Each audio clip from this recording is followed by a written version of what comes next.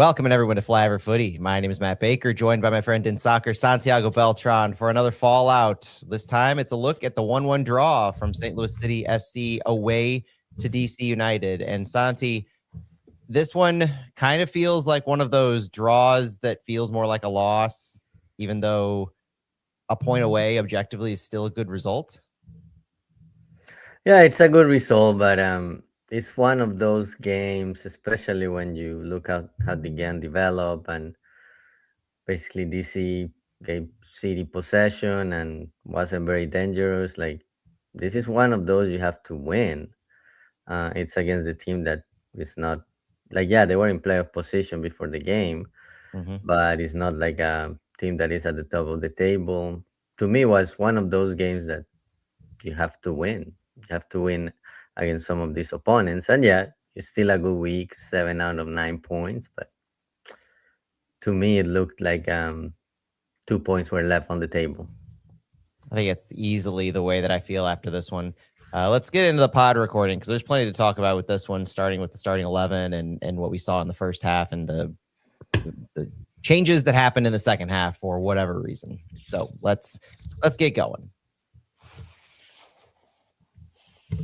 Welcome everyone to Flyover Footy. My name is Matt Baker, joined by my friend in soccer, Santiago Beltran, for another Flyover Fallout, looking at this 1-1 draw against DC United, where St. Louis City had the game in hand for a huge portion of the second half. And it was only in the dying minutes of the game that DC swung back in and secured a point, taking 2 from St. Louis in the process.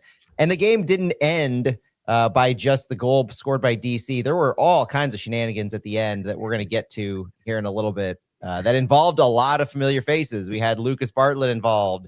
We had Mbake involved. Hadn't seen much of him for a while, but boy, did he make his presence known at the end of the game. Conrad Vollum, who we saw and may not see again for a little while. You never know on that one. He definitely had left a lasting impression on the fan base. But before we get into all that, Santi, I want to welcome you in and get your first thoughts on this game. Thanks, Matt. Good morning, everyone. Well, a little upset that the team didn't get 3 points. They were there for the taking, and winning that third game in a row in 1 week will have been great. You go in a high note to Open Cup. At the same time, you think, yeah, third game in a row, some rotated lineup, so it's not a bad result. But to me, just will have kept the momentum, and you go into Open Cup with high confidence. Maybe you still get that from the draw, but it was a game there for the taking, and City had it in control. And after they scored the goal and before the substitutions, I think the game was in control, and then something changed. That's the one of the go home quotes that I have from Yohan Demay that he had said post game is the game shifted for whatever reason. And that might help set the stage for the fact that there may not be many answers that you could really seek, because it doesn't seem like there was a massive tactical change that was desired when these subs entered the game around the 63rd minute. And in general, I think it's even more frustrating as a big overarching theme that the subs made were conceivably, and I think should have been, the stronger of the group between those that came on and those that left. The starting 11 we'll get into in just a moment, but this was a rotated lineup. And so you bring in players like Ledu Leuven, Sergio Cordova, and Daniel Edelman. Those are 3 at this moment in time, as we sit here in mid-May, those are 3 starters for St. Louis. And you bring those in to not just kill off a game, but to see if you can extend the lead, but at the very least to hold the lead. And they can't, between them and everything else on the field, they can't make that happen. That is supremely disappointing. And that's probably the biggest takeaway from this game that we're gonna dive into in full during this show. But we also do have a preview of the Houston Dynamo upcoming. The idea that we had last week for Flyover worked fairly well, where Santi and I were able to look at the Colorado game, I believe. There's a lot of games happening at once. Yeah, so they're all starting to merge together. The Colorado game, and then we did a separate LAFC preview. This one, you're going to get all of it in one show.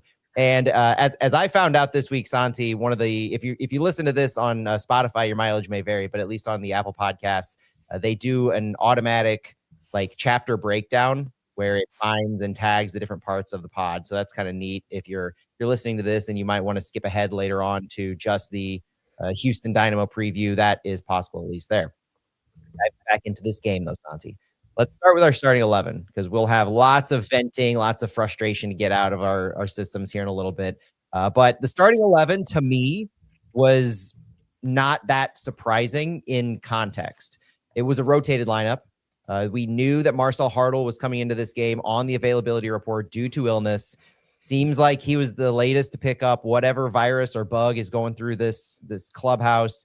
And it's really frustrating that this is happening in the tail stretch to the end of this first half before the World Cup break. It's a really unfortunate time to be losing players here and there on top of what's already happened with a guy like Haziel Orozco, with a player like Tomas Ostrak. Both of them basically shut down until the World Cup break. Ostrak with his lower leg injury that DeMay had basically said they want to rest him until he's healthy post-World Cup for the team to have at their disposal 100% ready to go. And then Haziel Orozco, I don't believe we have a full report on exactly what his injury is yet. The last I saw, DeMay was waiting to hear from the MRI, and I don't think we've gotten word on that. But DeMay has said that Orozco is shut down as well until the World Cup. So with those things in mind, no Hartl due to illness on top of it. You also were missing Lucas McNaughton in this game. We didn't have an official designation or tag, but it seems like at least he was being rested. You had Kyle Hebert make the matchday roster. The starting 11 looked weaker in comparison, but also I think not as weak as previously rotated City 11s in my eyes. When you go back last year before, you could see some significant drop-offs. Everyone in this roster, in this starting 11, at one point or another has seen an MLS start or more than likely been a preferred starter at some phase of the season. So you have Roman Berkey in net. From left to right, center backs, you had Falou Fall, Timo Baumgartel, and Dante Polvera. You had Rafael Santos as your left wing back, Conrad Vallum as your right wing back, Miguel Perez and Chris Durkin as your central midfielders, Cedric Toyshirt and Sangbin Zhang as your attacking mids, and Simon Betcher up top. A 3-4-2-1, 3-4-3-ish that definitely had some fluidity as the game progressed. But a couple of the biggest notes to me, Santi, before you jump in, Falou Fall, first start of the season. That is absolutely noteworthy, and he made his presence felt in this game in a positive way. You had Rafael Santos return to the 11. You had Thomas Totland sit. Conrad Vallum stayed on the right side. And you had Miguel Perez join the starting 11 in the central midfield role. With Marcel Hartl out, you also had Cedric Toyshirt return to the lineup. So all of these players, Sangbin, I think, has cemented himself as a in-form regular starter at the moment, so no surprises there. But it was definitely an 11 that is going to prioritize the US Open Cup. That seems fairly obvious. But the nitty-gritty of some of these is that Cedric Toyshirt, I still fully expect him to depart St. Louis this June. And to see him in the 11 more meant you weren't comfortable having a Mackay Joyner and a Brendan McSorley in that role alongside Sangbin, knowing what you would probably be needing underneath and in between the lines as that next option behind a Sangbin or a Simon Betcher who would be stretching the lines a little bit more. So the role, the profile, it was more suited to a Cedric Toyshirt versus a McSorley or a Joyner. And I was just happy to see DeMay utilize that. So Toyshirt very much proving he's not off limits as the season winds down, but also probably has to do with the fact that the MLS season winds down for this portion in mid to late May, and Toyshirt wouldn't be joining a new team potentially until well after July start. So there's a lot of gap time there. And then Miguel Perez favored over someone like Edu Leuven, which we saw later in the game. And I think this reinforces the fact that the Open Cup is being prioritized and we could expect to see Leuven start. But Miguel Perez as the option here, no surprise. We expected Edelman to sit and rest for the exact same reason we just talked about. And then the center back trio with Falou Fall getting his first start. You had Lucas McNaughton out and you had Haziel Orozco out. With those two things being a given on this one, there's really no other option. Mbake has not seen as many minutes as Falou Fall, and he hasn't been the preferred next man up that Falou Fall has. So this gave you the first opportunity to see a Dante Polvera move over to the right center back side, which we had also heard Yohan DeMay in recent weeks talk about that being his strongest or preferred side after having started him at left center back for 12 plus games. So Santi, there's a lot that goes into a rotated lineup like this, but a lot of interesting notes for this game in the future. What are some of your thoughts on this one? Yeah, no, obviously a rotated lineup, but to me it looked competitive. Guys who had minutes this season, guys who have started in different games. So yeah, I wasn't concerned about that. I was excited about finally seeing Falufol get a start. Was a little bit concerned about Polvara playing on the right, but he didn't disappoint. He had a good game, and I think he's gonna, now that Falufol had a good game, maybe that will be the starting lineup with Falufol on the left and Paul Barra on the right, or maybe Lucas McNaughton. But it's gonna give things to think about to Dame. Good thing is just two more games before the World Cup break, so the team can regroup and figure out who's gonna be the long-term starters. But yeah, competitive lineup. Edu Lewin not playing. Obviously, you are keeping him for Open Cup, and Sam Bing, he continues contributing, and yeah, he played 45 minutes on Wednesday. This time came out at 64, so I think he's gonna be an option for the Open game if needed. But yeah, overall good game. About Toyshar, yeah, these were probably his last minutes with the city's kid, I think.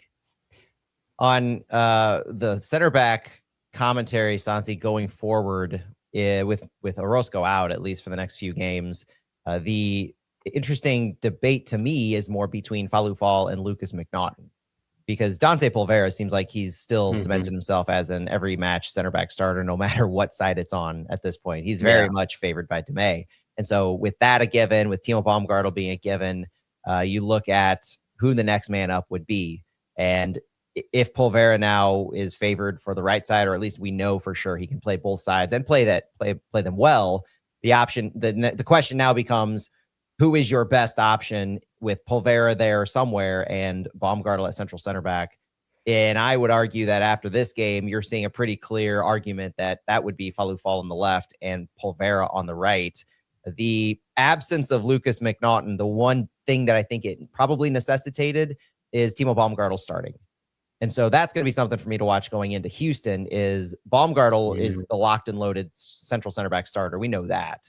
But yeah, being forced to go 90 minutes just a few days before the Open Cup match, it would not have surprised me if McNaughton was planned to be the central center back starter. He's played that position before, and it would have given Baumgartel a little bit of rest. And the fact that Kyle Hebert made the match day roster with McNaughton out, I think that tells me that a central center back, at least option was needed in Baumgartel's stead, just in case anything would happen. You don't want to put Falufal there. You're not going to put Polvera.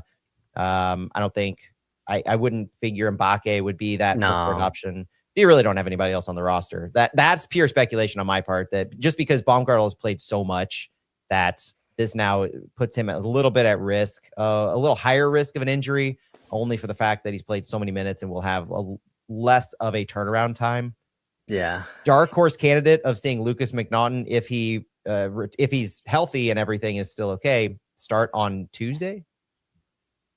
yeah. But in the middle, or just to Uh, start in general. I guess it's a fitness question at this point. Like, Yeah, obviously you prefer Lucas, or you prefer Timo Baumgartel no matter what.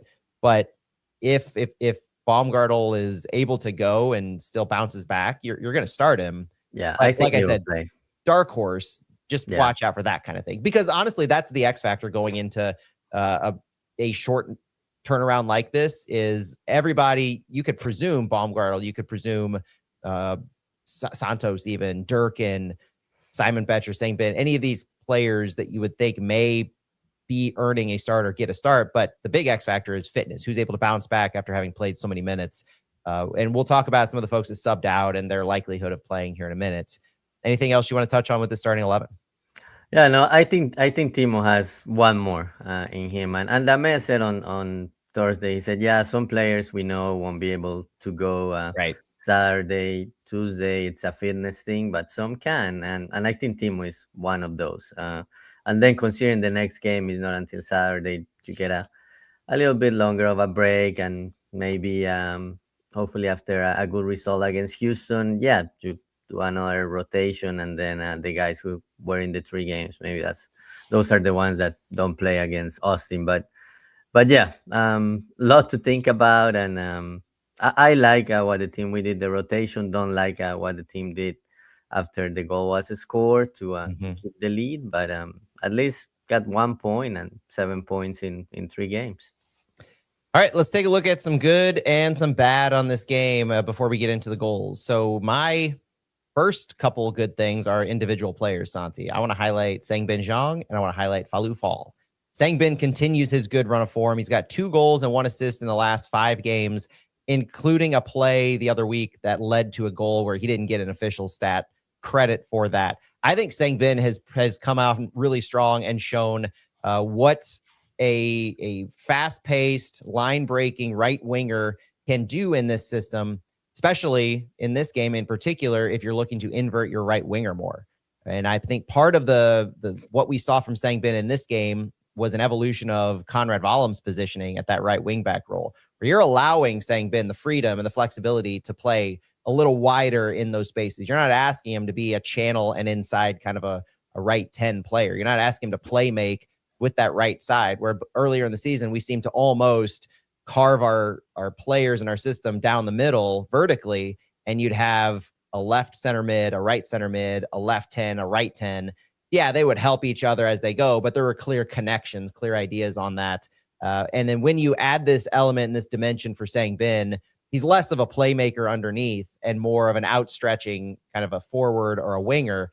When you do that, it opens up a lot of different spaces for Conrad Wallem or whoever your right wing back is. But then it really stretches the defense in different ways. And you could do this in possession as well. We saw a lot of moments, really good chances created from these as well, where Sangbin would start stretching the field and then he would hold up play. And this is an element of his game that I think kind of has gone underappreciated until the goal that was scored against Colorado, I think it was, or maybe it was LAFC. But the hold up play that Sangbin had that led to that sequence, and I think that was LAFC, yeah. Yeah. The sequence that Sangbin had there, I saw multiple times here where the ball was played a little longer or tried to split lines, and Sangbin held it up just enough to allow some attacking friends to help in the final third. And those, I think, offer a really exciting aspect to this team as a hold up forward, not necessarily a central striker, that Sangbin has that can really benefit a Conrad Wallem and all the players around him. And when we see the Open Cup match, Sangbin, Edu Leuven as well, getting involved in that a little more, I would like to see. And so that in particular, I think is maybe the most positionally exciting thing that has developed over the past few weeks to me, is seeing Sangbin come on so strong. Yeah, and from going, he started the first couple of games of the season, and then he rode the bench for a long time, and there were like question marks, like, okay, Sangbin, like the team got him last season and exercised his option, but he's not contributing. But he waited for his chance and is making the best out of it. Also, when he had a chance in Open Cup, then it looked like he got a knock at some point and had to sit out for a couple of games. But yeah, he picked up where he left off after that Open Cup game against Tulsa, and he has been contributing and showing he can be a contributor for the team after not starting the season so great. And yeah, I like the adjustment. For at times, Conrad Wallen was more in the middle, and at times he will run to have some touches with Sangbin. But yeah, it gives you another dimension, and it's different when you have Sangbin there when he's going close to the end line, and he does different things. With Conrad Wallen, it has been kind of the same thing. He tries to cross it when he doesn't have a space, or the ball goes back to someone else. So yeah, I like that adjustment for sure.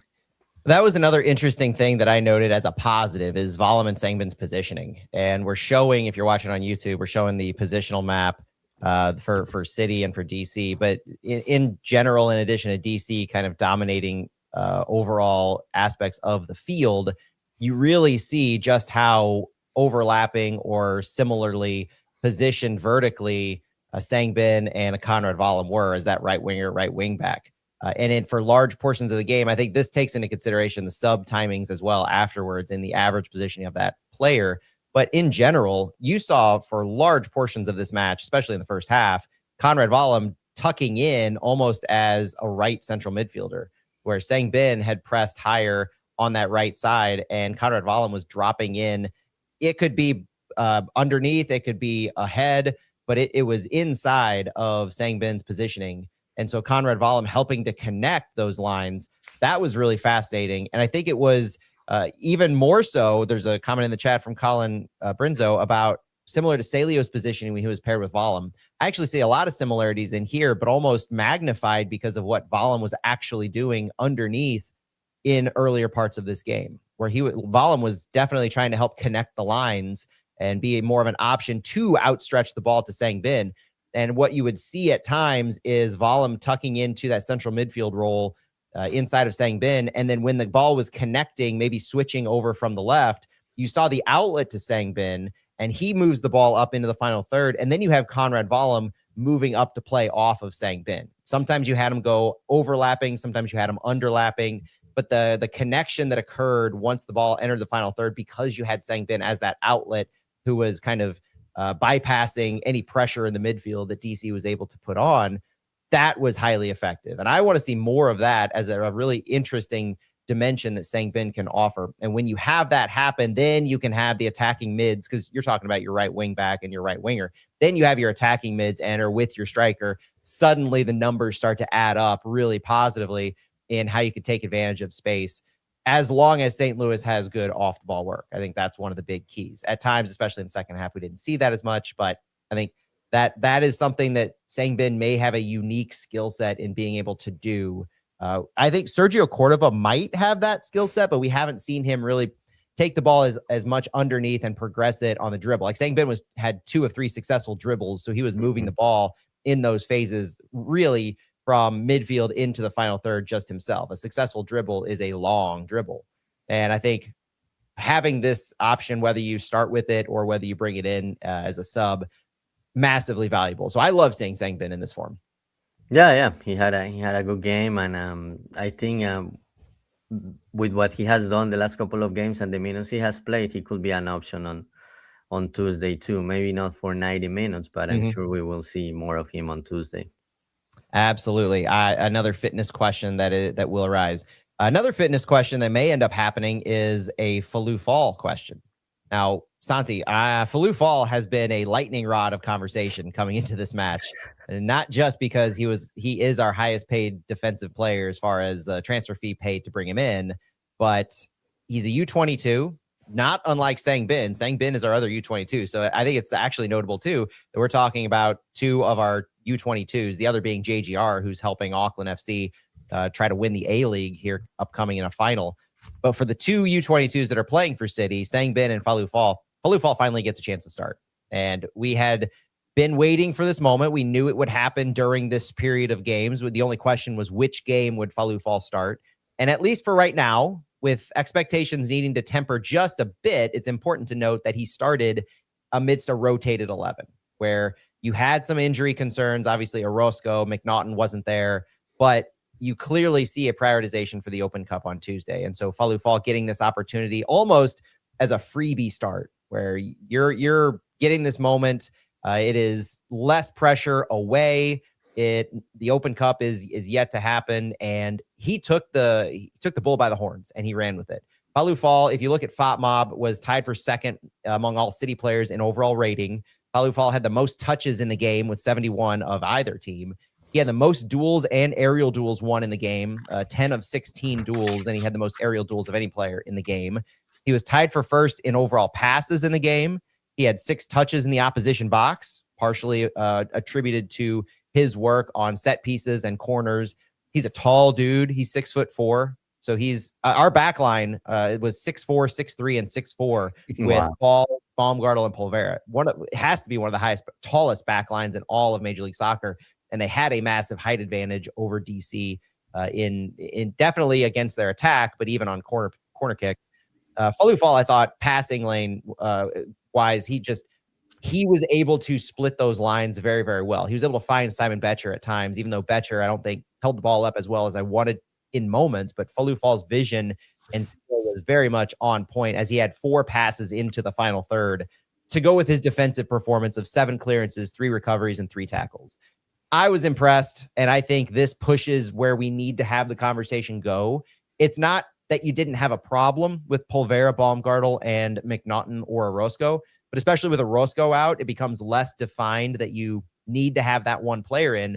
McNaughton has been good, serviceable, maybe even above average, but I would argue what we saw with Falou Fall here, coupled with the underlying assumption that Pulvera is a preferred center back player that you don't want to see taken out, at least if you're Yohan Demay, with these couple of things known, Falou Fall really needs more of an opportunity, because seeing him at the beginning of a game, different game state than everything he's come in before, trying to park the bus, close things out, maybe be further on the left defensively, this highlighted what we've been excited about seeing him since seeing him last season. And I want to see nothing but more from Falou Fall going forward.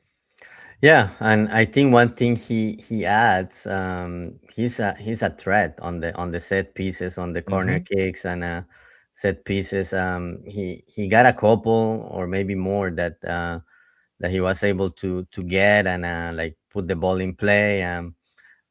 In the end, it didn't happen.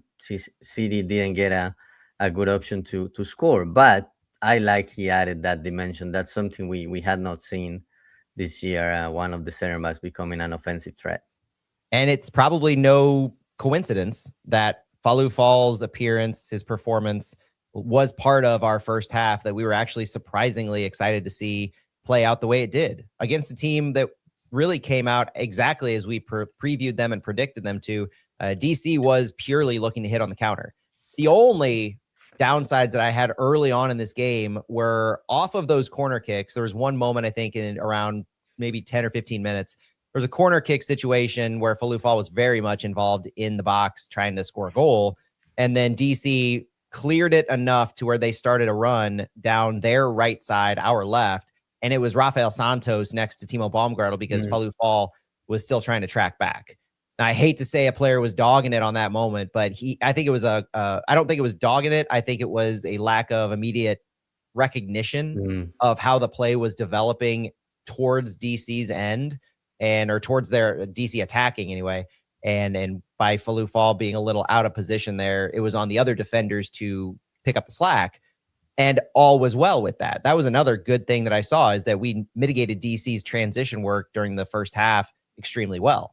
And what happened in the second half was, we'll talk about in a minute, but it's still sticking with some good things. I think that was a good, that's a positive that you have to look to when all is said and done. You can be frustrated in the moment that Falou Fall is taken out of those opportunities, but you also have to realize that this is part of that go big or go home strategy that Demay has, where in moments like this, you're putting your tallest players, which are your center backs, into the box. You're wanting Falou Fall to be involved in that corner kick opportunity. And by doing that, you inherently risk him not being involved in a potential fast break against you if DC can clear the ball and get the ball at their feet. And that happened, and we cleaned it up. Rafael Santos had a couple good defensive performances in transition, one clearing, one just driving the attacker into an area where they tried to possess instead of shoot.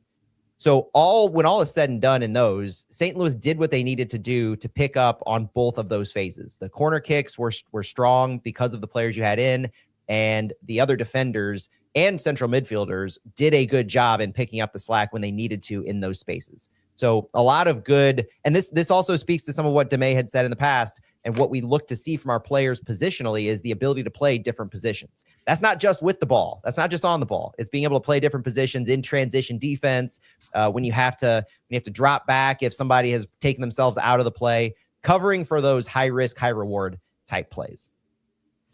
Yeah, and I'm really excited about seeing Falou Fall.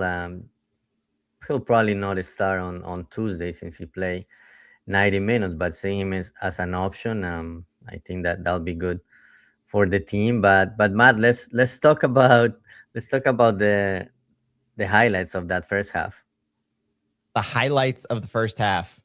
Are there highlights? I don't know. I'm looking back at my notes and I'm seeing first half goals and notable moments, which is a segment that I have. And and then it's not for lack of trying. This isn't like I ran out of time in putting show notes together. I have takeaways from the first half. I have DC was heavy in their transition based attack, when talked about that a minute ago. St. Louis had some good movements, but lacked overall creativity in the final third.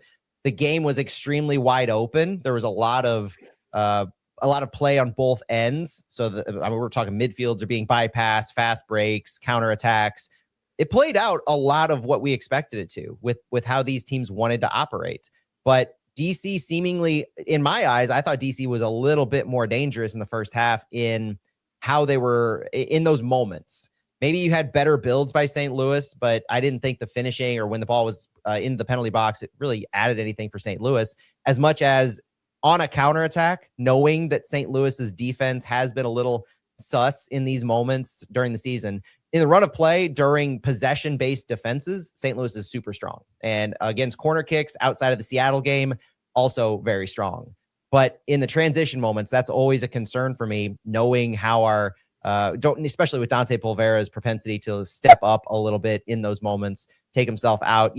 I mentioned earlier Falou Fall being taken out and having to cover for him. I thought St. Louis did a really good job. DC just seemed like they had a little more of a bite. And in the first half, you had 13 shots to 7, St. Louis advantage, 2-1 on shots on target.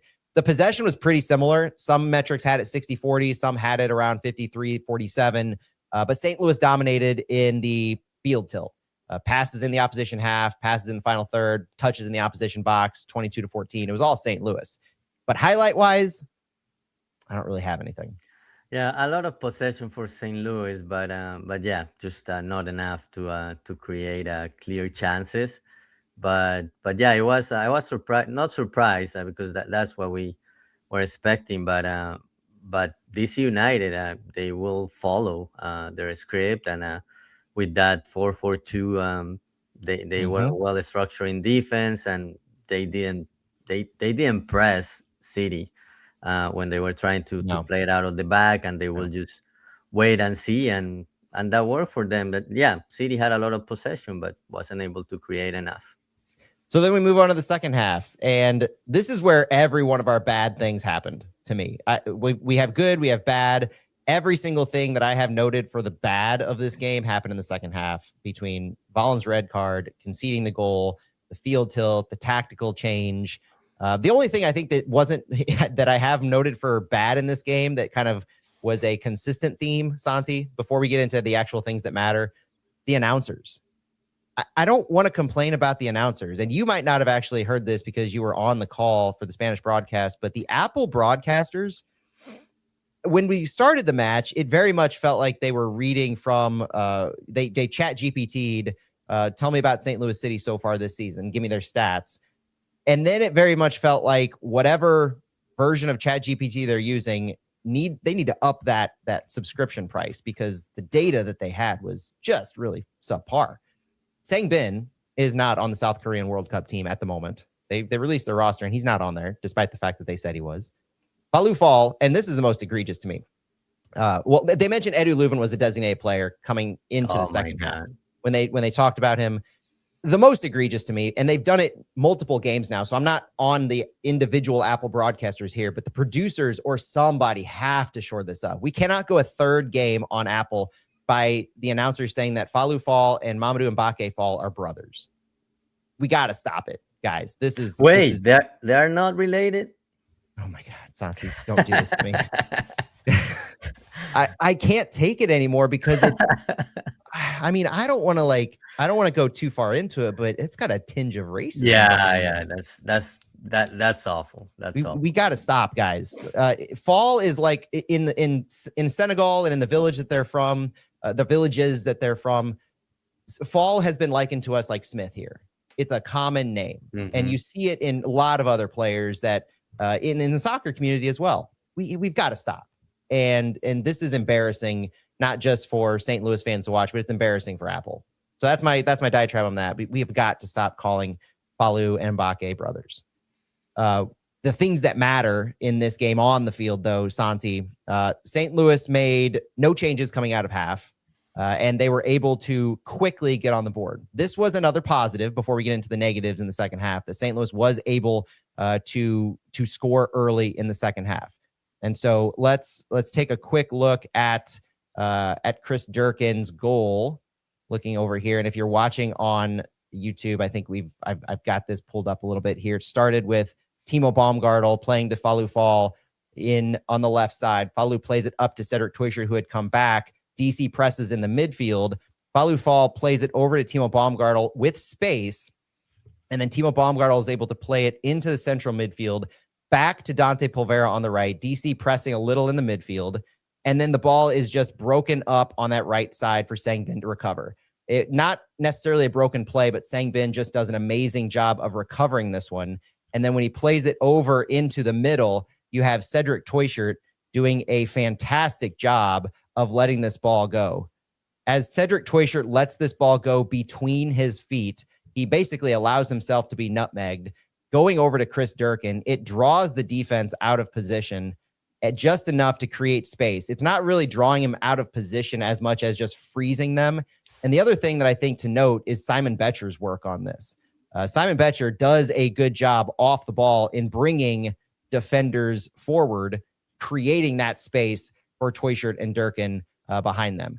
I think what I saw from this play is that you had really good movement by Sangbin on the ball, to the points we were making earlier. His ability to recover and just get in behind those lines with speed. Sangbin is a good dribbler on the ball. Sangbin has excellent speed, and Sangbin has really good play recognition in being able to convert that speed and the quality on the ball to making good passes. And when Sangbin was looking to do that, you have to credit Cedric Teuchert for his awareness on this, knowing he had a defender in his face. And how many times have we seen Seti try to take a shot where he thinks he has that opening and he doesn't, and he's the player who has the good pass into the box. He lets this one go. I haven't seen him do that. Also, I don't know if I've seen him do that, maybe the quality since 2024. Excellent recognition by Seti. And then Chris Durkin's ability to finish. So Simon Betcher in pulling all the players forward, that's a positive to me in what Betcher has been doing lately in his off-the-ball work. And especially here where Betcher wasn't asked to score a goal. Betcher was asked to basically help facilitate for others off the ball. Chris Durkin finishing has to be credited. How many times have we, and this is the meme, is to have Chris Durkin with this opportunity and he skies it into the 20th row behind the goal. Chris Durkin finishing this was a sight for sore eyes, his second goal of the season, his 8th in MLS in his career. And it was a moment early in the second half that should have changed the tone in a positive way for the remainder of the game. But at least in this moment, absolute celebratory moment.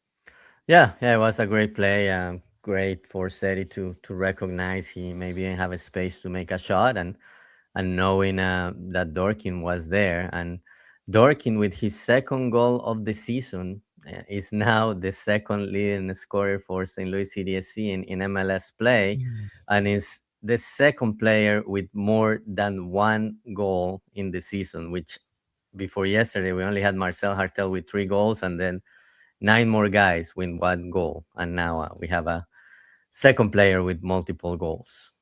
So we're spreading it out. We need some guys to step up on the volume end. What you're saying. Yeah. Well, from that, Santi, there wasn't really a whole lot of other positives to talk about. That moment should have been the shift to either St. Louis able to better hit on the counter, maybe because DC was spreading themselves thin. They were trying a little harder. But what it ended up being is you have just 13 minutes later, Edu Leuven, Sergio Cordova, and Daniel Edelman come in for Cedric Teuchert, Sangbin Jeong, and Miguel Perez. Like for like in all of these positions. So you have Edelman take the central midfield role alongside Durkin. You have Edu Leuven on that left 10 role, kind of playing the Seti. He comes back at times, but he's definitely that left 10. And then you have Sergio Cordova coming in for Sangbin on the right. So Simon Betcher still as your 9, your target striker. And it's almost inexplicable in what happens after this. DC obviously is chasing a goal. They're obviously going to be a little more on the attack, front-footed, but not unlike they were doing in the first half, I felt, where they were still trying to hit on the transition. They were still trying to play counterattacking soccer. St. Louis just lost all propensity to connect the ball. And they didn't change inherently any really massive players who were utilized earlier in the game to do that progression outside of maybe Sangbin. So, well, you're not losing any of your center backs. You're not losing Chris Durkin in the midfield. You're not losing your wing backs. So how does St. Louis go from what they were doing in the first half, which I think everybody agrees was objectively pretty good progression, pretty good soccer that were creating moments and getting the ball into the final third. They go from that to just being overrun and not borderline decimated by DC United to the point where they just felt like they were getting wore down throughout this game. And by the time they scored at 90 minutes, it almost seemed like an inevitability. Yeah, and I think maybe City was caught by surprise after the goal. DC United is starting pressing more and putting more guys on City's half, and actually constantly trying to press when City was trying to play out, and that left a lot of space in the midfield, but City couldn't get past their own third, and this United will recover the ball quickly and continue attacking. And I think that caught City by surprise, because the first half they were playing out of the back very comfortably, because this United was sitting back waiting. But when they were a goal down, that changed and they pressed way more. And I don't think City could break that press, and had a good plan for that. DC's average headed defensive actions steadily grew as the game progressed. They were definitely more pressing, more prone to trying to create turnovers in their higher third, the City's defensive third, and it seemed like City just didn't have a good answer for this in the second half. So let's skip ahead and look to the goal by Peglo at 90. This had come after we should credit, because I don't think we've mentioned his name very many times so far in the show. Roman Berkey. Berkey. I tweeted this out, that Roman Berkey is, in these past couple of games since the salary report came out, Roman Berkey is doing his real hardest to silence anyone saying he shouldn't be earning 2.75 million per year. For sure. And you could easily say, at least ahead of this goal being scored by DC, that the work Berkey has done in the past 2 games would have saved us 4 points or gotten us 4 points. For sure. We at least one at 79 minutes where they had a pinpoint shot that Berkey saved with a massive right arm, outstretched, extended, and his recognition and instincts on this one just took over. And that was an awesome play by Berkey to see. And then he had multiple saves early on as well. One in the first half that was of quality, and just able to manage these games better in the last lately. And there's a comment in the chat that Berkey's back to his 23 form by Lord Colton. And I tend to agree with that in the past couple of games. I'm not saying he's entirely justifying a $2.75 million salary, but I think he's removing the massive doubt in that conversation that had existed earlier this season with his middling performance as a keeper so far. He's definitely stepped it up. And I think Roman Berkey, for St. Louis to be effective going forward, especially against Houston, Berkey has to be at his A game. Absolutely, and it's great to see him back in that form. And yeah, it could be a coincidence that the salary reports came out and now he's performing. But I guess good timing, and yeah, he's showing he's still in top form and can contribute to the plan the team has. And yeah, he has been really the last 2 games, those saves have earned the team points. So yeah, hopefully he can continue that on Tuesday in Open Cup. Let's take a quick look at how that goal was created. It was a goal off a corner kick for DC United in the 90th minute, and they started this play with progression. So St. Louis possession rather. St. Louis was dropped back into more of a 5-3-2 defensive structure, and DC's working the ball out on their right side. And they're able to create to Jared Stroud, blocked out of play by Balou Fall. So this was a scenario where DC was just looking to wear St. Louis down until they had this corner kick opportunity taken by the one and only Jared Stroud. And Stroud seemingly looking like he's trying to just figure out what the strategy is on this one. And then he's able to send the ball in, and it's Peglo that he finds. What happens is a deflection, and then it goes outside the box.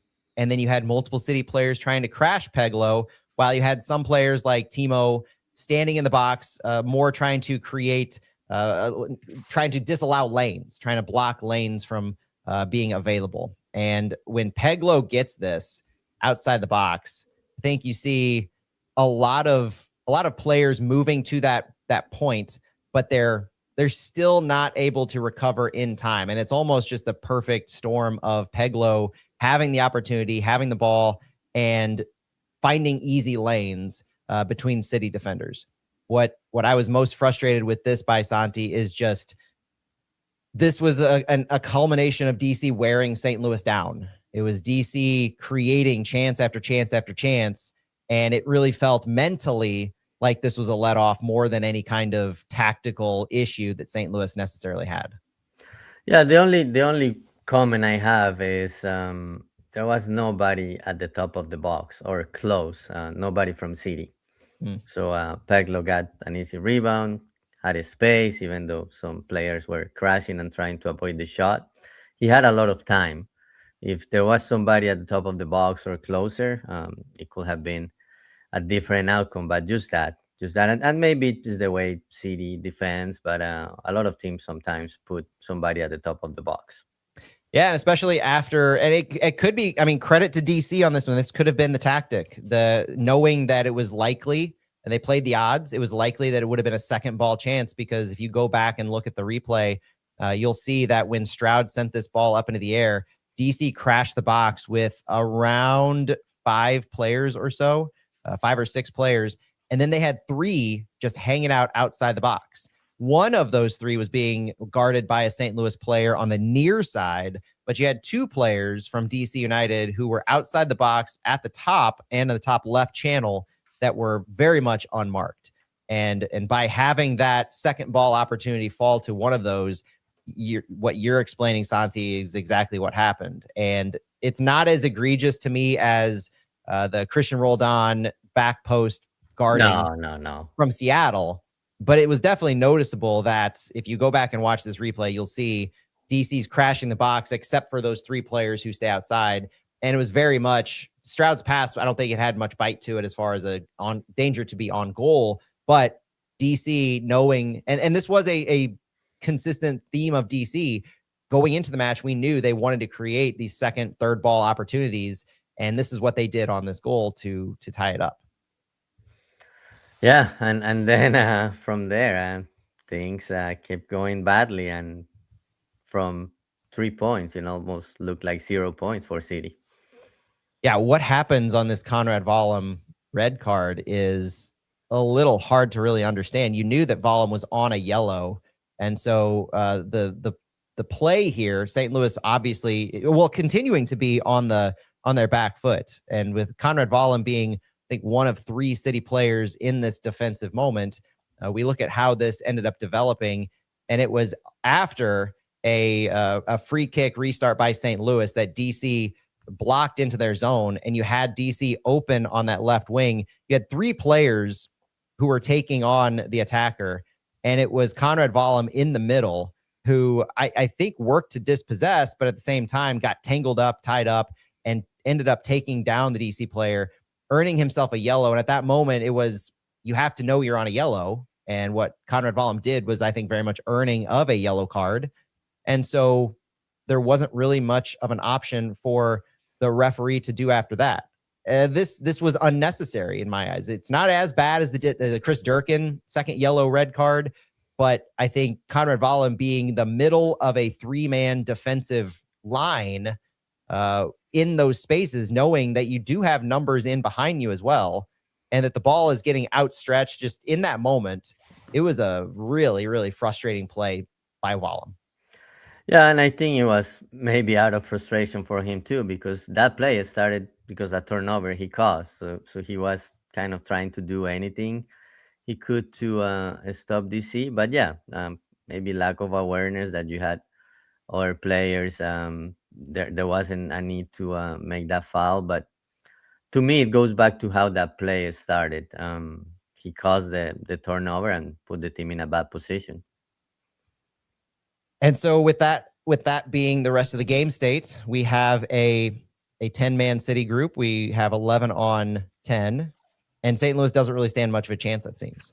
The only notable moment beyond this, Santi, and I need to get your thoughts on what happened on this play, because there's an argument of, well, this is the St. Louis side before the no goal was the goal was disallowed. Let's talk about Mamadou Mbake for a minute. Let's talk about Mamadou Mbake coming into the match, not too much earlier than that, and then having, I don't know how you even describe what happened here. It was an all-out shove. It was in the 95th minute, 90 plus 6 is what it ended up being. You had Mamadou Mbake tracking back in space and a two-armed shove with about 5 City defenders between that player and the goal. So there's a tactical foul scenario here. But when this moment happens, you have 2 DC defenders between the ball carrier and goal. You have 5 City players around those 2 defenders. You do have one streaking on the far post side. There's little chance to me that Mamadou Mbake was worried about that far post streaker. But you had Mbake outstretched, 2-arm shove to just send the player down. What'd you make of this? I don't know what to say. Unnecessary and obviously not a good look the way he made the fall. But yeah, I guess he thought he needed to stop Lucas Bartlett from continuing, even if you had a numerical advantage. But yeah, it's a risky fall, and then you create a set piece situation that gives DC United one more opportunity to score, and it happened at the end. It was disallowed by VAR, but I wonder if because he came like really late. To me, that's another thing to highlight, that he should have come earlier if that's what you were looking for was to have another defender that could help you close the game. He should have come earlier, and maybe he wasn't ready. Like he came basically in a stoppage time, and maybe mentally he wasn't ready, and that's the type of mistakes or silly fouls that you can see when a player is not in the mindset to go and play hard for the last 10 minutes. Well, it's also the play that led to that. Really quick, I want to look at that one more time, because the play that led to that ended up being Mbake was involved heavily into that. And so I think there was, his mind may have been more on the attack than anything else, as Chris Durkin was able to create a turnover in our defensive third, outstretched it to the left to Leuven, who played it all the way over to Mbake. That's Mbake moving into the attacking third. And the pass that Mbake tries to send through to Sergio Cordova, it just has no bite to it. It was actually really frustrating in the sense that Mbake had all this space and then tries to split the lines of defense to Sergio Cordova. You could see what the intention is, but as the defenders are moving, where they're moving, where their momentum is carrying them, it was pretty easily intercepted. And then when it was intercepted is when that play from DC started to break. And Mbake, you could see where he was on the field. He had no defensive role in this, or he shouldn't have had a defensive role in this, as the play ended up getting into City's defensive third on that next sequence. So I don't, it's just how he acted on the ball was frustrating, because I think he put us in a bad position from his offensive play and his decision-making in that moment.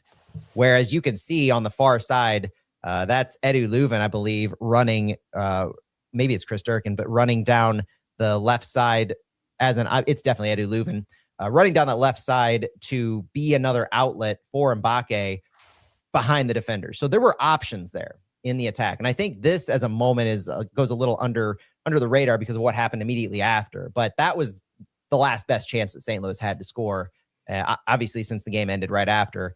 But really unfortunate that the fast break that Chris Durkin initiated to Leuven to switch over to Mbake, it ended with a failed pass to Cordova when you had Leuven coming in there to help as well. And it could have been the moment that everyone was hoping for. And it could have been a very different story when it comes to Mbake. At the end of the day, he made a tactical foul. It was a bizarre foul because he seemed like he was really worked up after that. Like somebody had said something or somebody had done something. I was rewinding it to try and figure out, okay, was there something that it looked like somebody said to Mbake? Because he was really heated about that and really seemed like it was something beyond just a tactical foul.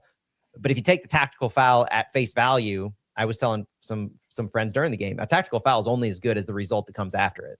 And thankfully, Lucas Bartlett was offside on this penalty or on this free kick afterwards, because if Bartlett had not been called offside and VAR hadn't gone back and looked at the goal that DC scored as a result of this Mbappe foul, I would have a lot more heated comments for Mbappe. I think he got off lucky with this one. I have no idea what he was overall thinking. And that's a struggle for a fan like in these moments to look at this play and wonder what in the world was he possibly thinking. If it's tactical foul, I question the thought process in why you felt like you needed to do that with 5 defenders back against 2 DC attackers. And if it was something more than that, I just hope there wasn't anything more than that. I'll just say that. Yeah, I think it's desperation, frustration. You had the ball in this end of the field, and he basically lost the ball with the play he tried to make, and just trying to get back and basically fix that mistake. But yeah, in the end, it could have been really bad had Lucas Bartlett not been offside. But again, City escaped with a point. That's the positive I see. Still in a good streak. Last 3 games, 2 wins and a draw. Could have been more, yeah. But especially thinking about the table, like City will have gotten to 15 points, basically made up for what the first 10 games was, and get closer to that playoff line. But now some work will have to continue on Saturday when MLS plays back and you plays against Austin, who is basically above you on the table. Yeah, and that's where we go from here. You had Chris Durkin with his 2nd goal of the season. You now being the 2nd City player, as you said, Santi, to have more than 1 goals on the season. And St. Louis has a quick turnaround to go into the US Open Cup this Tuesday. Now, for MLS play, let's finish looking at MLS itself. St. Louis remains in 14th. They are now 2 points above SKC, who is on a 2-game winning streak of their own now. St. Louis with 13 points in 13 matches played, 3 wins, 4 draws, 6 losses. They still have a -7 goal differential, unbeaten in their last 3, so they have that going for them. And the opposition that they had in DC United is in playoff position still, 8th place. Now, looking ahead, Austin. So St. Louis has 1 game left in MLS play before the break. Austin FC is right above St. Louis in the table in 13th, and they're on a 2-game losing streak. So it's going to be Austin coming into St. Louis next weekend to see how St. Louis can finish out MLS play. Santi, let's shift over into US Open Cup talk. We've got a preview of the Houston Dynamo to look at, and we want to do that some justice. So let's head-to-head wise, these 2 teams are coming into this 3-3-2 all time, 3 wins, 3 losses, and 2 draws, but they have not played each other this season. And that's probably one of the bigger storylines is this mid to late May matchup in the US Open Cup quarterfinals is the first time that these 2 teams have played each other, and both of them are playing on very short rest. Houston is just coming off of a 1-0 win against Vancouver. St. Louis, obviously, the 1-1 draw against DC. Now, Houston coming into this match in MLS play is sitting pretty nice, and a very interesting season for Houston, given the single elimination type match that's about to happen in the US Open Cup. Houston is coming into this match 7-0-6 or 7-6-0, depending on how you look at the table. 7 wins, 6 losses, no draws. The Houston Dynamo are the only team in Major League Soccer to have no draws at this point in the season. They play 13 games. They have 18 goals scored, 22 goals against, a -4 goal differential on 21 points in those 13 matches. Houston's form in the last few games, they beat Vancouver 1-0 in league play this weekend, and we'll talk about that in a minute because Vancouver being the top team in the West, that is a significant win for the Houston Dynamo. Houston comes into this having defeated Vancouver. They lost to Real Salt Lake 3-0 in a midweek match last week. LAFC, they defeated 4-1 that weekend prior. And then before that, it was a 1-0 win against Colorado and a 2-1 win against Louisville City in the US Open Cup. So Houston coming into this one pretty strong, all things considered. They have a host of key players that we're going to look at, including Guilherme Augusto, Jack McGlynn, Lawrence Enali, Ezequiel Ponce, and Hector Herrera among them. Hector Herrera played a big part in that Louisville City match with 2 assists, even if he is now more of a rotational type player after they brought him back. This, to me, Santi, is a team that is dominated by Guilherme and Jack McGlynn primarily, and they've done work for Houston in the recent past. I mentioned coming into this match, they are hot, having defeated Vancouver 1-0. But in general, Santi, this Houston Dynamo team has won 7 of their last 9 matches, and they're doing it with some pretty narrow margins overall. You have some blowouts, a 4-1 win against LAFC, a 3-0 loss against Real Salt Lake. But otherwise, you're looking at 1-0 Vancouver, 1-0 Colorado, 2-1 Louisville City, 2-0 loss to Austin, 1-0 San Diego, 1-0 Orlando City, a 1-0 loss to Seattle earlier in the season, one goal difference between their match in Dallas, Portland, and Chicago Fire early in the season. This is a team that lives and dies by the margins, and they're more often than not this season able to come out on top from that.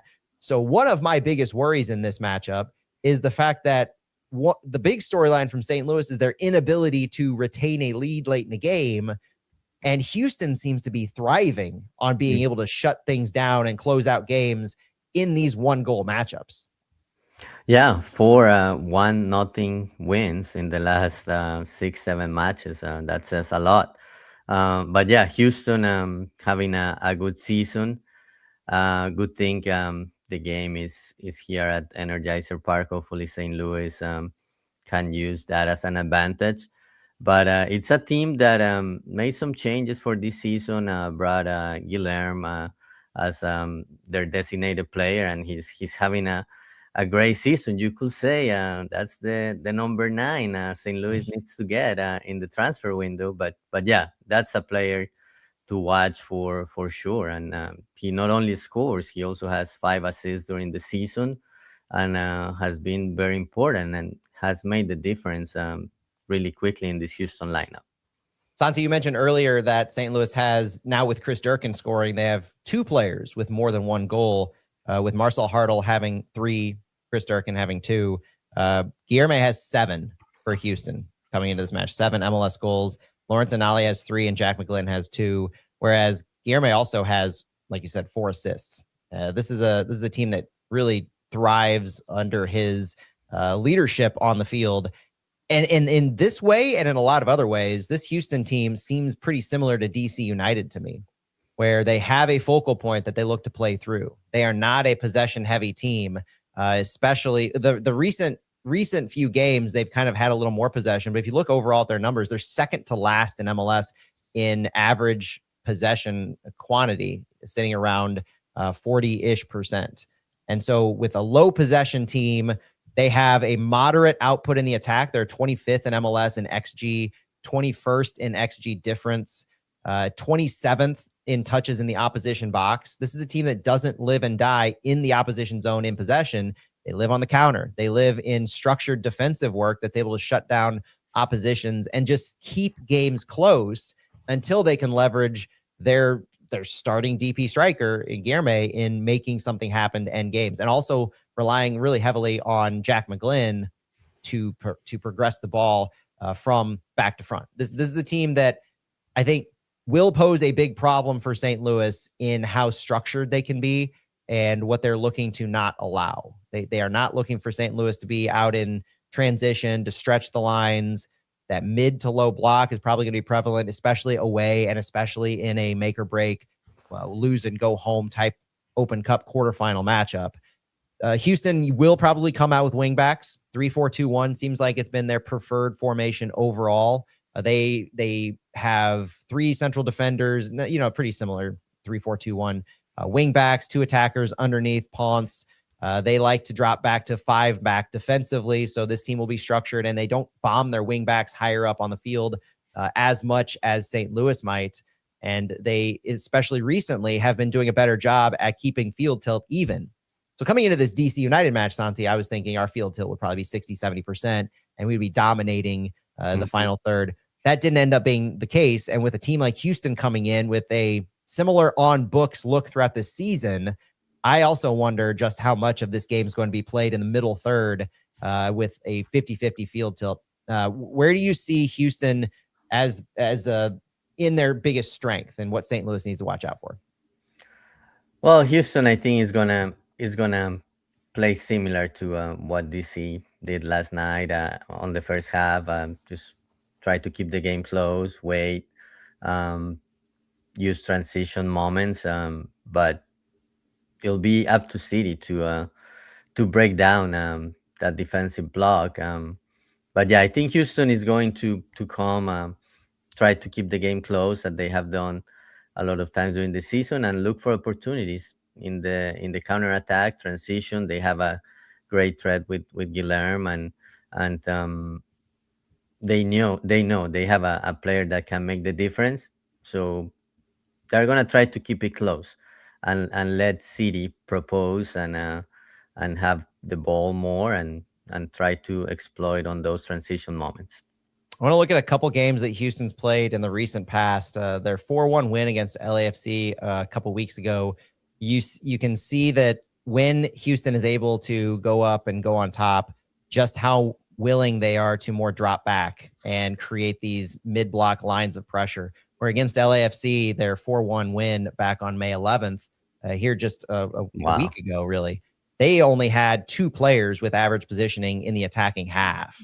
This is a team that they drew a line in the sand and they did not allow much. And LAFC, to their credit, had half of a player with their average positioning behind their halfway line. It's a stark contrast in what Houston is capable of doing if they need to, and how they're able to manage a game pretty well. In the 3-0 loss against Real Salt Lake, Houston still had that mid line, but there was a little more of a disconnect against a structured team in Real Salt Lake, a team that was trying to stretch Houston out a little bit. And they were able to not generate quantity and chances because they had just 0.64 XG.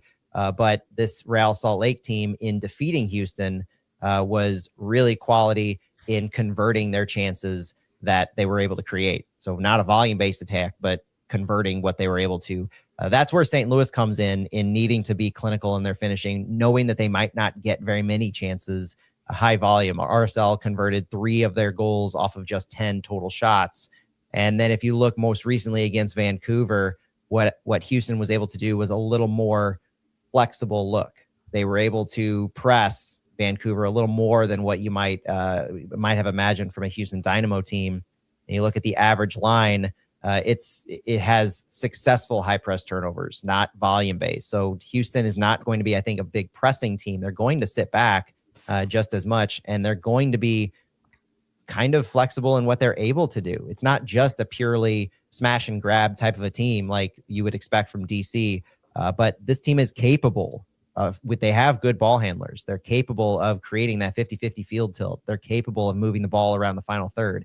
And against a team like Vancouver, going into this weekend, I thought one thing about Houston, but coming out of this weekend and how they played against Vancouver, I had to have a completely different thought in what they're capable of. Where I know their attacking volume is probably going to be pretty low, but they've been able to convert. Even against Vancouver, 14 shots, 9 on target. So not a world-breaking volume attack, but their quality in their finishing in these moments. They're against Houston, I see vulnerability to high pressing, where if you're structured in your defense and you're looking to take those turnovers generated from the defensive third and move those through the lines, pretty similar to what DC was doing, then I think you would be looking to being vulnerable to some high pressing that St. Louis might need to do.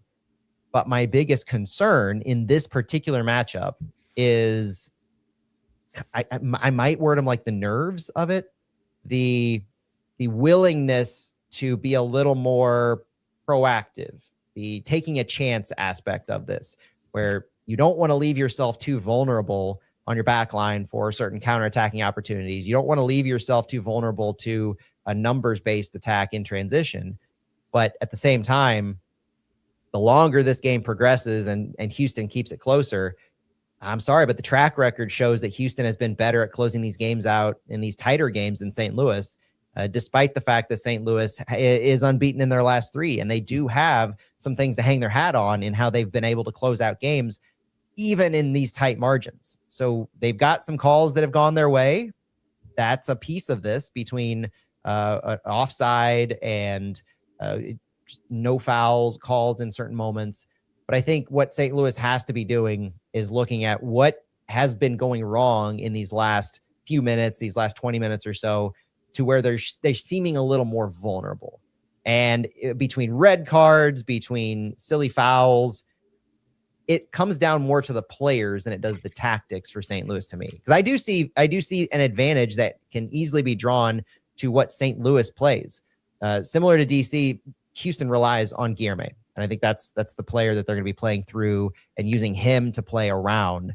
The high press can be St. Louis's friend, but knowing that Houston's not going to be concerned with pressuring Berkey with 20 shots on goal, I think that's a factor in what St. Louis needs to do defensively that can lead to a little more of an offensive output. Spreading Houston out may be a better solution than allowing them to stay tight. And that's going to be on the players again, because the tactics that Yoann Damet has employed this season rely heavily on creating off the ball in player movements that can really draw defenders in different parts of the field, whether it's your central midfielders or your wide center backs or your wing backs. St. Louis's players, this is going to come down to good judgment. This is going to come down to clinical ball control and an ability to stretch out defenders in a way that Houston doesn't want to be doing.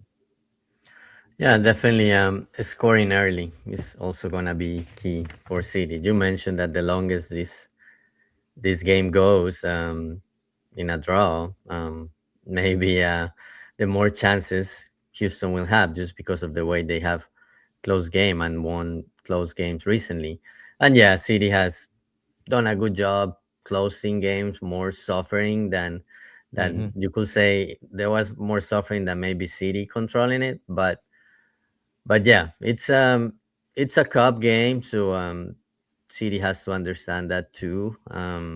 Try to make the difference on the first half, and if possible, score the second goal that can make things a little easier. But yeah, Houston is a difficult opponent. Obviously, they also played midweek, so no advantage there. But they are coming in a high this season, have won a lot of close games recently, and have a striker, a DP striker that has made the difference, and is going to be a player that St. Louis is going to have to watch for. I will say on this Vancouver game, we saw what the passing network looked like, with Houston being a little more outstretched. This is a good example of how Houston can take advantage of mistakes of their opposition, because this wasn't an out and out just a beating of Vancouver. It was a pretty tight game overall, and Vancouver had a red card situation at 64 minutes. They were down a player going into the dying minutes of this game. They played down a man for about 30 plus minutes, and the goal wasn't scored from Guilherme until 90 plus 6. This was truly a moment where Houston was able to outlast Vancouver and take advantage of their mistakes. And I would love to be able to say, as a City fan, oh, well, that's not as big of a concern because they took advantage of a red card. But, and Santi, we're seeing some real questionable decisions by City defenders that have put us in that exact position here recently. 2 separate matches in the last couple of weeks with red card situations. Durkin will be available for this match. Valum will be available, as the red card will be served against the MLS opponent Austin next week. But Valum also played the full 90. He played 90, so he's tired. He's tired. And this is this example for Houston against Vancouver, where they're able to withstand competition against the best team in the West and then find a way to take advantage of their mistake at the very end. This team has the mentality and the toughness to them to outlast opponents and strike at the very end. And the stark contrast between how they won this match and how we lost our lead in our match, I mean, you can't draw a more concerning parallel if you're a City fan. So that's my takeaway, is that's the last memory these two teams will have coming into this Open Cup. Knowing everything else we've said about Houston, that mentality aspect, we have got to be goldfishes in this match. We cannot be thinking Houston won against Vancouver this way and we dropped our 2 points in this way, because that's how you struggle in ends of game situations. So Santi, let's look at who we think might be available for this game for St. Louis, what our starting 11s might look like, and overall how similar or dissimilar we think it's going to be than the DC United game. I'll start us off by just talking through some things. You had a lot of players who you would hope could play meaningful minutes against Houston play the full 90 against DC United. If my stats are correct on this one, you had Roman Berkey obviously play the full 90. You had Dante Pulvera, you had Balu Fall, and you had Timo Baumgartel.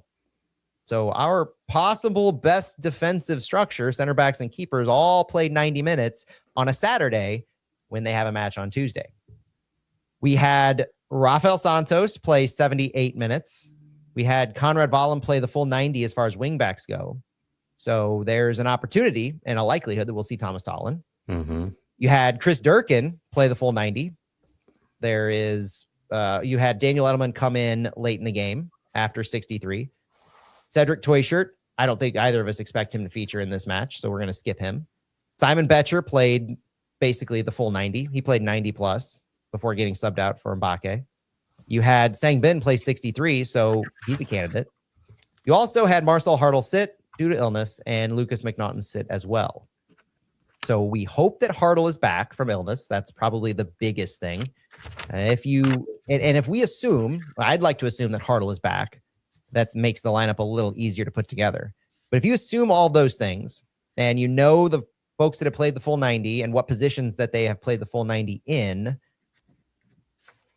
when I put together my starting 11 prediction for this, wanted to keep Falou Fall in the lineup. I want to keep him in the lineup. But having played just his first full 90 on Saturday, I am more questionable on him than anyone else that it will be a fitness thing in coming back. Now, center back is probably the least demanding of the positions in being able to bounce back from. But my starting 11 has Dante Pulvera at left center back, Timo Baumgartel central, and Lucas McNaughton back in at right center back. On the wing back side, I have Rafael Santos on the left and Thomas Totland on the right. My central mids are Edu Leuven and Daniel Edelman. And I have Marcel Hartl and Sang Bin up top with Sergio Cordova as my striker. Now, the notes on these, I mentioned Falou Fall, that I would love to have him in there, but I just question the fitness bounce back after just playing his first 90. So this is more of a pragmatic choice. Ideally, I would have Fall at left and Pulvera at right center back, but trying to be pragmatic on this one. And then the other biggest question marks, wing back, I think Vallum sits after going the full 90. But, Santi, since he's suspended next weekend against Austin, there is a chance that we see Vallum start with Totland on the left, knowing that he's unavailable, and you can push him a little further than you might otherwise be able to. That's where you could see Vallum. And if you do, it's because he's suspended against Austin, and you know you're not going to be able to count on him for that match. Chris Durkin outside of my 11, I could easily see Durkin and Edelman start central midfield, and you put Leuven and Hartl in your attacking midfielder roles, with Sang Bin having just gone 63, and he himself kind of easing back into things after a recent injury that he suffered before San Jose. What do you have for this one? I have something similar. The back line is the same. Totland on the right, Santos on the left, and the same center back trio. Then midfield, I have Daniel Edelman and Miguel Perez. Then Hartel and Leuven, and Cordova at top as the number 9. Okay, so we're consistent on our goalkeeper, center backs, wing backs, and striker. Yeah. And I could easily see, and when we put out our consensus on Tuesday, I probably will lean your way as far as Leuven in the attack. I think I would love to see Sang Bin and what he's been able to do, but also I know he is a candidate for that fitness concern and bouncing back so quickly. I don't know how to describe this. The elephant in the room in this 2 games in 3 days mindset, the elephant in the room is Makai Joyner. True. Are we in a free Makai Joyner situation where we aren't seeing him? We aren't seeing him in the second tier of players in certain positions. He's not being considered yet for a wingback role to start. You're still going to Rafael Santos. You're still going Valum and Totlin. So there's not been an opportunity there. So seeing Joyner in relief of one of those is a possibility. Cedric Toyshirt bounced back for the 10 spot over Joyner. Didn't see him late in the game. I wish we had new news to talk about on Makai Joyner, but Santi, this is the same thing we've been talking about for weeks now. Yeah, but maybe considering Santos played 78 minutes, yeah, maybe he get the start at left wing back. He could. I maintain that if Santos isn't fit to go, we're more likely to see Conrad Valum on the right and Thomas Totlin on the left, and just run Valum into the ground, knowing that this is his last opportunity to play before the World Cup break. That's what it boils down to me, is if you can get Valum to bounce back and be almost full fitness, I see him as starting, just because you can run the wheels off, knowing how much of a break he's going to have compared to who you're going to need and be able to rely on against Austin on Saturday. That's where Joyner still doesn't quite reach the wingback level to me. Yeah, you're probably right. And yeah, you can go all or nothing with Conrad Valum, since he doesn't have to play on Saturday. But at the same time, this is the opportunity to use your roster. And we haven't seen much of Joyner recently, so we'll see. I do like the comment in the chat from Chris Klein. You can't reward the red card even if you're allowed to play. I agree with that. Yeah. And it was a really bad red card, borderline worse than Chris Durkin's, especially for where we were in that game state and what we were needing to do. Yeah, sitting Santos since he'll need to play Saturday is absolutely, that's kind of where I am. But then you do have those two conflicting thoughts of, if you sit Santos, do you reward quote unquote Valum with another start right away after the red? And if you don't do that, then you're deeper into your wingback depth than you have ever been so far this season, because Orozco has been your only other wingback that you've looked to, and he's out. And so at that point, maybe you do get into Makai Joyner conversation of Joyner on the left and Totlin on the right. But I think for better or for worse on Makai Joyner, you're having to dig pretty deep just to see a reality and where he would start this match. Yeah, and I think just thinking a little bit about it, I think just knowing Dame and the way he has approached games so far, he may not even be thinking about Saturday. This is a cup game, and you go all or nothing, and then on Wednesday you start thinking about Saturday, who is fit, fitness wise, and then you plan for it. Maybe we will see Makai Joyner on Saturday if he doesn't go on Tuesday, but at this point I don't think Saturday is a thought. Well, and then that's where we finish with this one, Santi, is you pull out all the stops. When we do our score prediction, we have to pick wins, right? We have to pick wins. But Dame has to go all out for this. It just depends on what all out looks like for you and Dame, because you're not going all out ideal everything. You're still dependent on who's fit and able to go from 2 days ago. But also Houston is in that same scenario. So we're not unique here in that regard. Houston played a full 90 plus at home against Vancouver. So there's not a whole lot of differences in that regard. And they played their preferred players against Vancouver. It looked like where they had a pretty strong showing. I think I've got a 2-1 win for City. I'll just say that. 2-1, keeping it close. 2-0 is mine. 2-0. We're gonna score early. I think it'll be a 2-0 lead. I just think Houston will try to fight back. Oh no. And it'll get a little dicey, a little scary, but also a little exciting. Hopefully not red cards towards hopefully no red cards. Last thing I want to plug is attendance of this US Open Cup match. Santi, we need to see a packed Energizer Park. We need, and I know it's a midweek match. I know it's a Tuesday. I know for a lot of folks, it's the last week of school, so it's really difficult in that regard.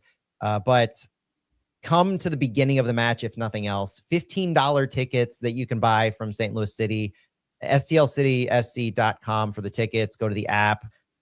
SeatGeek is where you can buy them through. $15 tickets to get in the door and see the historic US Open Cup.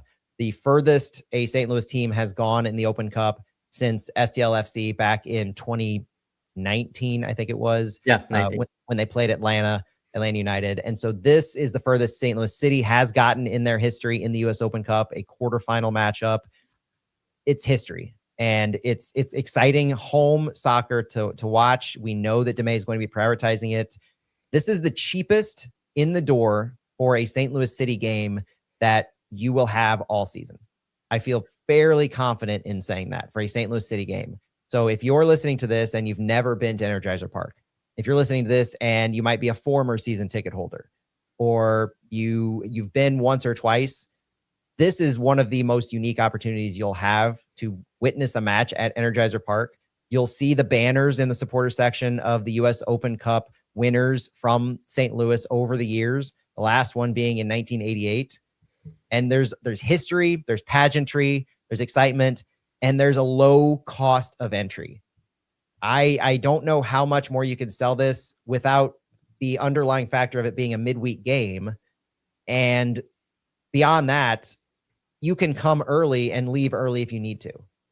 Yeah, just show up. The team needs it. And some people don't agree with this, but I think this is the most important game in city's history. And yeah, like I have talked to a few, no, it's the playoffs. It's Leagues Cup against Club America. No, to me, this is the most important. It's a quarterfinal. You have a chance. You are 3 games away from winning the first trophy in club's history, and you're playing at home. You're playing a quarterfinal at home. So to me, it's a very important game. Hopefully, people show up. Very, very cheap tickets, easy access, and the team needs it. And yeah, maybe a few weeks ago there wasn't a lot of excitement because the team wasn't doing very well, but the team is also undefeated in the last 3 and looking to making more history, advancing to semi-final. And I'm gonna say this may not come out great, but a lot of people boycotted the team back in 2024 about Leagues Cup, and there was a lot of conversation. So now, if you wanted Open Cup, here is your chance. Show up on Tuesday night and help the team make history. And I know the supporter groups are being overt in their desire to have fans attend. If you're a member of a supporter group, any of them, Florida Noise, the Luligans, the Punks, Santos, no Goal Patrol, any of those that exist, get your members out there. I know you are doing everything you can, but if you're a member, more specifically, I know the leaders are doing what they can to get everyone out. But if you consider yourself a member of a supporter group, please come out and show up, make noise, support City in what I agree is the most important matchup of the year. Maybe the most important matchup in history, like you said, Santi, because of how close we are to a trophy. It's lost, I think, in just how close we are at this point. There's going to be a massive break in the Open Cup, just like in MLS play. But if you win this match, you are 2 games away from a cup, from a trophy, from silverware, from a Champions Cup next year. Because the winner of MLS Cup gets the same thing as winner of the US Open Cup in that berth into Champions Cup the following year. Both are trophies. This is as close as we've ever come. We've been in the playoffs for MLS, but we would have had to win a half a dozen at least more matches in order to get to the final, knowing the playoff structure and the series structure. This is as clear cut as it can get. We beat Houston this week. Then we go on to play the winner of Colorado and San Jose. We will travel for that. And then if we make it to the final, we play one of NYCFC, Columbus, Atlanta United, or Orlando City. So it's difficult matchups no matter where you are, but this is the closest we've ever come to a cup. And that's another reason why showing up, seeing this in person for the low cost of entry is massively important, and urging everyone to do that with the history and the excitement of the Open Cup. There's nothing like it. I can't wait to see everybody out there. Santi, I can't wait to be there, and hopefully you get plenty of goal calls for this one. Oh, I hope so. Goal calls, history. I'm in for that. And with that, we'll call it for Flyover Footy. This has been the fallout look at the 1-1 draw against DC United and our preview of the Houston Dynamo in the US Open Cup quarterfinal on Tuesday at 7 p.m. at Energizer Park. Thank you for joining us. If you're tuning in live on YouTube or on socials, thank you so much for joining us early. If you're listening to this later, get that excitement going because Open Cup is right around the corner. And after that, it's one more MLS match before the World Cup break. Not a whole lot of time. We want to have a good streak heading into that break, and it starts with the Open Cup. For Santiago Beltran, my name is Matt Baker. Thank you so much for joining us, and we'll talk to you later. Vamos City. See you on Tuesday. And thank you, everyone, again for tuning in. Hit that like button, you bums. I love that. Thank you so much for joining us. 3-game unbeaten streak. Carry that high. Wash off the end of match thing that happened again for Valum, for the goal allowed.